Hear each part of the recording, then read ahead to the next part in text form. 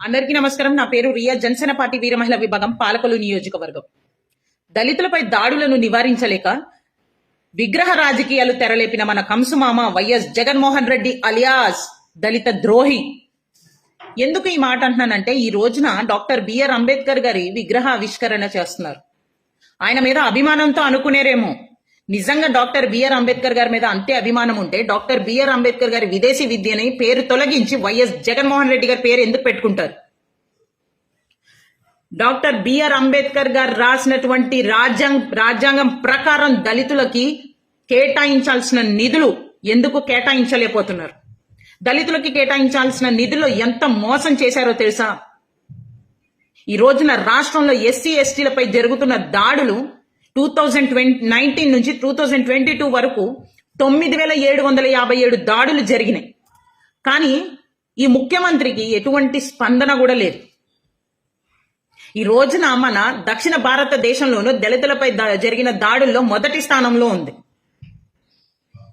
ఈ మహానుభావుడు ఈ రోజు డాక్టర్ బిఆర్ అంబేద్కర్ గారి విగ్రహాన్ని ఆవిష్కరించి దళిత ఓట్లు రాబెట్టుకోవాలనుకుంటున్నాడేమో, ఎవరు ప్రశ్నించాలనుకుంటున్నారేమో. దళితులు నీకు 2024లో ఖచ్చితంగా సమాధానం చెప్పబోతున్నారు వైఎస్ జగన్మోహన్ రెడ్డి.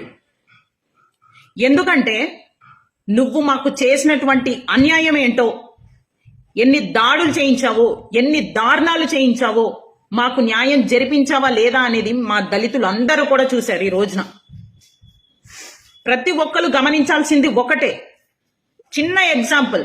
ఒక ఎమ్మెల్సీ డోర్ డెలివరీ విషయం అందరికీ తెలుసు. ఒక ఎమ్మెల్సీ ఒక దళిత యువకుని హత్య చేసి డోర్ డెలివరీ చేశాడన్న విషయం మన అందరికీ తెలుసు, రాష్ట్రం మొత్తం. కానీ వైఎస్ జగన్మోహన్ రెడ్డి హంతకుడి వైపు ఉన్నాడా లేక దళిత యువకుడు వైపు ఉన్నాడా అనేది మనం చూడాలి.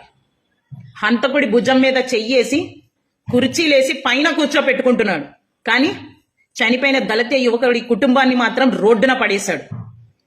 నీళ్లు అడిగిన, దాహం వేస్తుందని నీళ్లు అడిగిన ఒక దళిత యువకుడి నోట్లో మూత్రం పోసి హింసించారు. ఇలాంటి దాడులు చెప్పుకుంటే ఎన్నున్నాయో. ఒక్క దానిపైన కూడా స్పందించని ఈ ముఖ్యమంత్రి ఈ రోజున డాక్టర్ బిఆర్ అంబేద్కర్ గారి విగ్రహాన్ని ఆవిష్కరించే హక్కు ఈయనకుందంటారా?